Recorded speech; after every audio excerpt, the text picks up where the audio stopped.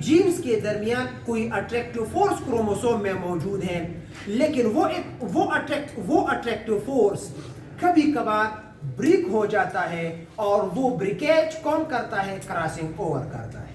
कि जब हमारे साथ मियासिस होता है तो उस मियासिस में कभी कभार जीन लिंकेज जीन के दरमियान ब्रेक हो जाती है और उसकी वजह से हमारे साथ नए वेरिएशंस पैदा होते हैं। तो अब जीन लिंकेज की तरफ आते हैं कि when Morgan got a deviation of 1:1:1, so he stated that there is gene linkage.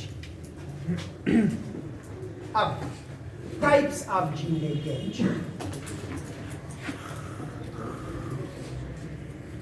हमारे साथ तीन कंडीशन हैं, एक मेंडल वाला और दो मॉर्गन के हम ले लेंगे।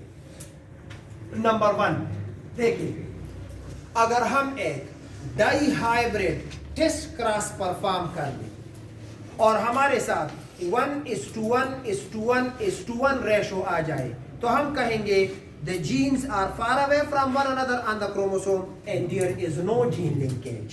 जिस तरह मेंडल ने पी प्लांट में डिस्कवर किया है, पी प्लांट में the genes are far away on the chromosome and they show no linkage।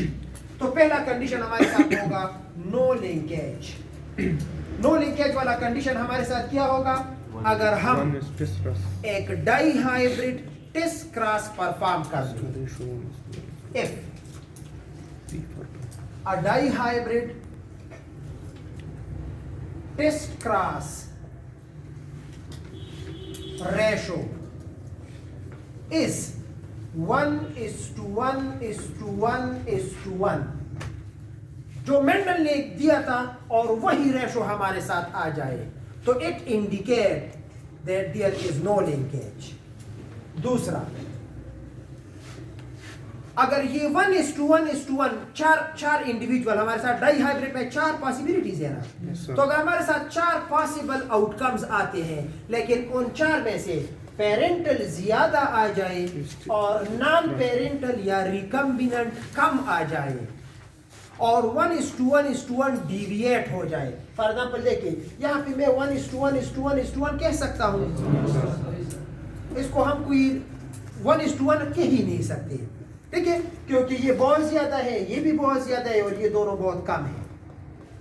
तो अगर 1:1:1 की बजाय कुछ और 4 इंडिविजुअल आ जाए लेकिन रेशो 1:1:1 ना हो तो हम कहेंगे कि यहाँ पे एक वीकर लिंकेज मौजूद है, वीकर लिंकेज। तो दूसरा condition there is a weak, या इसको हम लिखते हैं इनकम्प्लीट लिंकेज। आप डायरेक्टली रेशो को जब देखते हैं, स्टेटमेंट में लिख देता हूं, if 1:1:1:1 is deviated into something else, if 1:1:1:1 is deviated into something else, यानी इससे हटकर, अब ये देखिए 965, 206, 125, 344, यानी वही 4 लेकिन हटकर, तो इसको हम कहेंगे कि इनके दरमियान इनकम्प्लीट या वीक लिंकेज मौजूद था। उस इनकम्प्लीट लिंकेज की वजह से बाज जगहों पे क्रोमोसोम के दरमियान क्रॉसिंग ओवर हुआ, एक्सचेंज ऑफ सेगमेंट हुआ और हमारे साथ नए रिकम्बिनेंट बन गए। और तीसरा condition, tight or complete linkage, tight or complete linkage।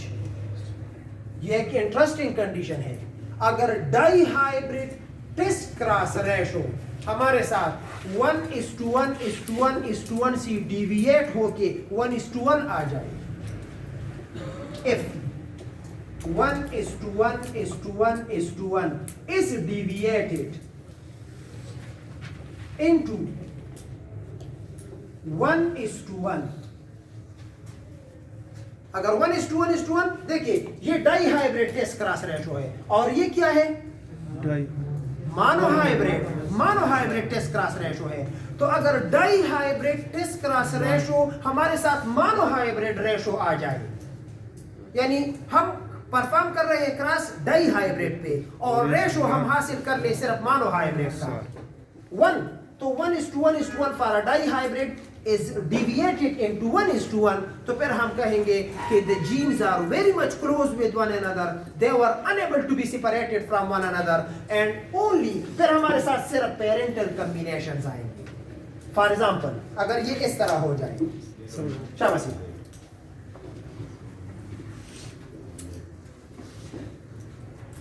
अब क्रॉस को देखिए, मैंने क्रॉस में क्या लिखा है, ये देखिए, ग्रे लॉन्ग ऑफ F1, ये क्या है, ग्रे लॉन्ग ऑफ F1 हमने कौन सी इंडिविजुअल है, मेल या फीमेल है, फीमेल, और ये क्या है, मेल. अब इसको रेसिप्रोकल कर देते हैं, उलट कर देते हैं, यानी ये फीमेल बना देते हैं और ये मेल बना देते हैं.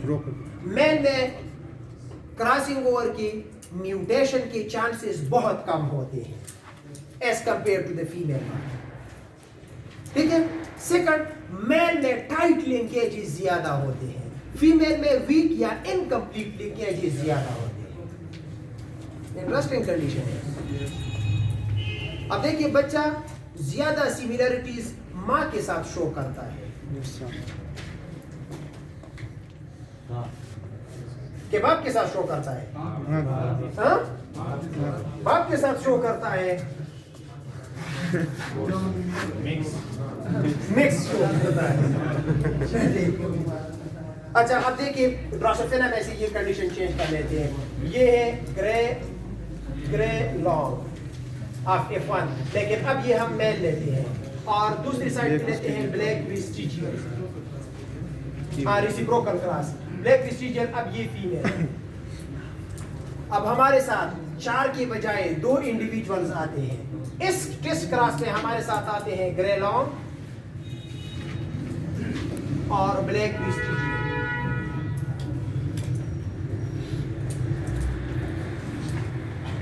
ग्रे लॉन्ग और black विस्टिजियल. And there is no chance for recombinant individuals. हमारे साथ देखिए, ये भी पेरेंटल, आप कंप्लीट लिंकेज, अगर कंप्लीट लिंकेज मौजूद है तो उसमें सिर्फ पेरेंटल कॉम्बिनेशन पैदा होंगे, नॉन पेरेंटल पैदा नहीं हो सकते, क्योंकि non parental are the product of crossing. Non parental हमारे साथ कब बनते हैं, क्रॉसिंग ओवर में बनते हैं. ठीक है. तो अगर क्रॉसिंग ओवर ना हो जाए, जिस तरह मेल में से क्रॉसिंग ओवर के रेयर चांसेस होते हैं, कम चांसेस होते हैं, तो इसमें 2 किस्म की गैमीट्स बन जाएंगे और सारे ओवा तो एक जैसे होंगे. तो अगर वो स्पर्म्स, या फॉर एग्जांपल इसको जीनोटिफिकली मैंने लेता हूं, जीनोटिफिकली फॉर एग्जांपल ग्रे को रिप्रेजेंट कर देते हैं बी प्लस से, और लॉन्ग को रिप्रेजेंट कर देते हैं वीजी प्लस से. हाँ, ब्लैक विस्टिजियल इसको रिप्रेजेंट कर देता हूं B- VG- से. पेरेंटल एक क्रॉस मैंने ले लिया, पेरेंटल. तो यहाँ पे देखिए, यहाँ पे जितनी भी गैमीट्स बनेंगे वो ये होंगे ना, VG-, और यहाँ पे देखिए जितनी भी गैमीट्स बनेंगे वो B+, VG+ होंगे ना. अब अगर ये गैमीट आके इस ओवा को फर्टिलाइज कर ले तो रिजल्ट हमारे साथ ये आएगा ना, B+, VG+, और ये आ जाएगा B-, VG-. अब ये डायरेक्टली नजर आ रहा है ना कि ये डाई हाइब्रिड है.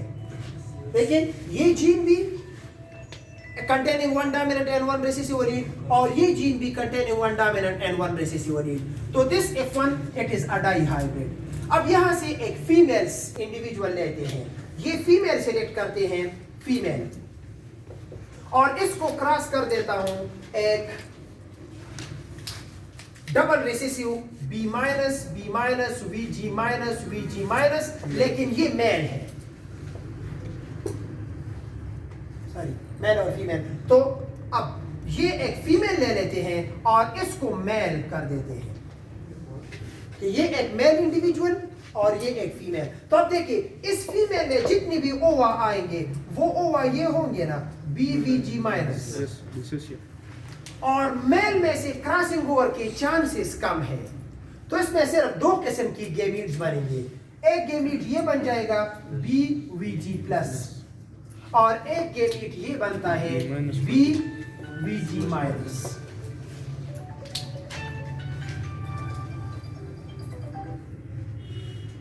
BVG प्लस और B माइनस VG माइनस। अब अगर ये गैमीट आके इस ओवा को फर्टिलाइज करता है तो रिजल्ट हमारे साथ आ जाएगा B प्लस VG प्लस, और ये बन जाएगा जी B माइनस VG माइनस। और दूसरा अगर ये गैमीट आके इस ओवा को फर्टिलाइज करता है तो ये बन जाएगा B minus VG minus VG minus.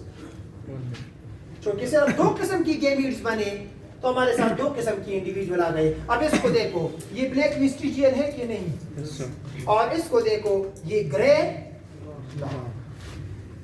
तो टेस्ट क्रॉस रेशो चाहिए था कि यहाँ पे ब्लैक वेस्टिजियल भी ग्रे वेस्टिजियल भी आ जाते, इस तरह ये है, और ब्लैक लॉन्ग भी आ जाते। लेकिन जब हमने क्रॉस रेसिप्रोकल कर दिया तो चूंकि मेल इंडिविजुअल में क्रॉसिंग ओवर के चांसेस बहुत कम हैं, मेल ड्रोसोफिला में the genes they are very much close with one another and they show tight linkages. तो सिर्फ दो किस्म की इंडिविजुअल पेरेंटल कॉम्बिनेशन हमारे साथ बनते हैं और नॉन पेरेंटल या रिकम्बिनेंट नहीं बनते।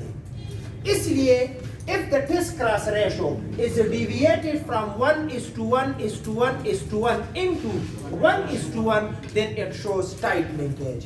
तो अब हमारे साथ जीन लिंकेज की कितनी किस्में बन गई? दो। ये तो जीन लिंकेज नहीं है, ये तो मेंडल वाला कंडीशन है। लेकिन मेंडल ने हमें ग्राउंड दे दिया। मेंडल ने इन जीन लिंकेज को डिस्कवर करने के लिए प्लेटफॉर्म मुहैया किया। यानी मेंडल के काम के साथ अब हम फर्दर जेनेटिक्स का काम कर रहे हैं, उसको कंपेयर कर रहे हैं, और उस कंपैरिजन में से हम कह रहे हैं कि मेंडल ने जो जीन सिलेक्ट की है दे शो नो लिंकेज। लेकिन अदर ऑर्गेनिजम्स में जीन्स के दरमियान दो किस्म के लिंकेजेस हो सकते हैं। If the genes they are far away from one another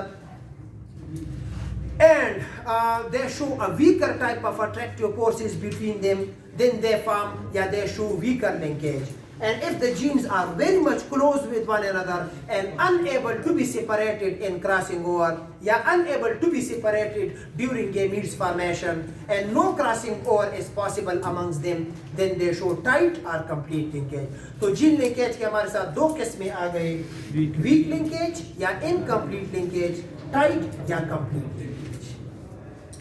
ठीक है? And the only mechanism that can separate the genes from one another in a gene linkage is crossing over। कि क्रॉसिंग ओवर के जरिए हमारे साथ एक linkage group में से या एक जीन लिंकेज में से जीन सेपरेट हो सकते हैं। क्लियर? इसके बाद टॉपिक आता है recombination frequency and genetic maps. वो तो अब कोर्स में नहीं है तो क्या करूं?